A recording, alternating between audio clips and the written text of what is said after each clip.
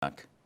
Brother Faizan from India says that he has a problem when it comes to Istinja, which is clearing the passage after answering the call of nature.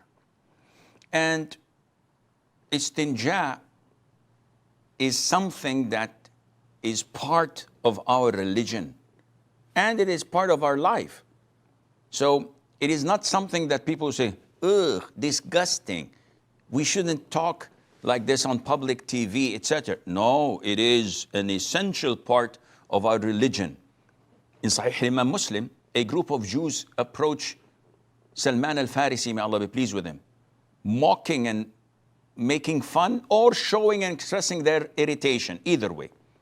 So they said to him, your prophet taught you everything, even how to take a crap, excuse my French. He said, yes.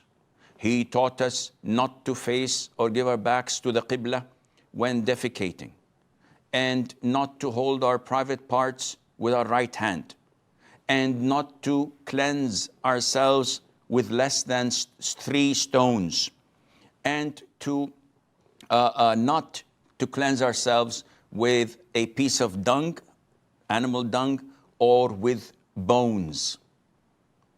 So everything was explained to us. Now, why do people get waswas?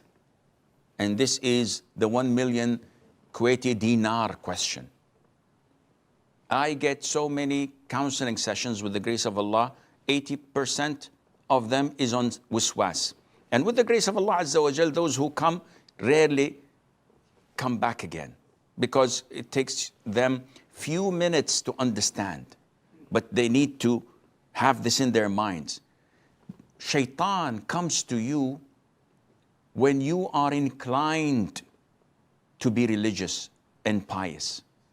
He doesn't come to you with these thoughts of cleanliness and purity if you're ignorant, if you don't pray on time, if you party all night long, if you free mix, if you neglect salat. He doesn't even bother with you on these topics. He has a different agenda, because people are divided into 2 types when it comes to whispering of shaitan. So if you're inclined to be practicing, if you fear Allah, fear hellfire, fear that your prayer is not going to be accepted, you are a fertile ground for shaitan, for Iblis, for Satan to mess up with you. So how does he do it? He approaches those who have little knowledge. And with little knowledge, you can do wonders. If someone has little knowledge, I can make him a terrorist. I can make him an infidel. I can make him leave the fold of Islam. I can make him do heinous things. He has no knowledge, so I can control him. I can play with him. I can mold him as I wish. Once you get the knowledge, then you have surrounded yourself with a very high fence that it is almost impossible for shaitan to penetrate or to cross over. So what to do? Akhi, people have been urinating and defecating since Adam, peace be upon him. So why would it be only you that, mashallah, you fear Allah Azza wa Jal, that you're getting these whispers? All the shuyukh, all the students of knowledge, all the normal Muslims have no problem. And you're the only one who's careful? There has to be something wrong. What is wrong is shaitan. He's messing with your mind. So what to do? First of all, rule number 1, certainty is not affected or impacted by doubt. So all the time you will find that everything that you do is based on doubt, not on certainty. And this is why you say, maybe a drop came out. Maybe this was the trace of so-and-so.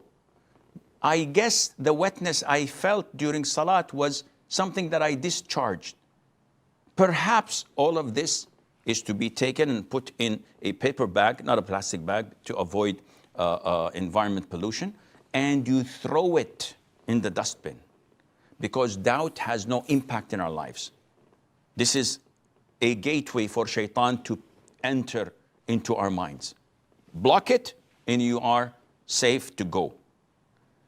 Second thing, which is very important, that you block the means that shaitan would come to you. So usually if you feel that there is a drop or two coming out after urinating, ask yourself, do I have urine incontinence?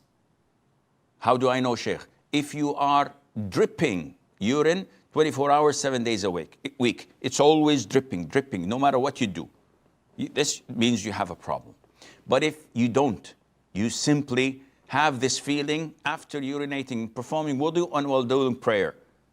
10, 15 minutes after prayer, you don't have any feeling until the following prayers. Then this is a great sign that shaitan is messing up with you. What to do? When you urinate while sitting, just relax. Don't squeeze yourself. Don't squeeze your private part. Don't even do anything. Just relax. And once it stops, you pour water on your private part. You wash the area without squeezing, without contracting your muscles, nothing. You just pour water on it and sprinkle some water on your underwear. So it's a little bit damp, a little bit wet. Once you stand up, perform wudu and go to pray.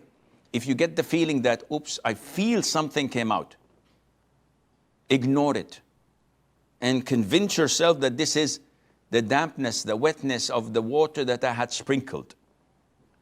If you fight this over and over again in 3 or 4 days, you will not have this feeling at all. It will stop for about a month or two. Shaitan is giving you a pause. And then afterwards, he will try again. You follow the same process, and believe me, you will never ever complain from this again, inshallah.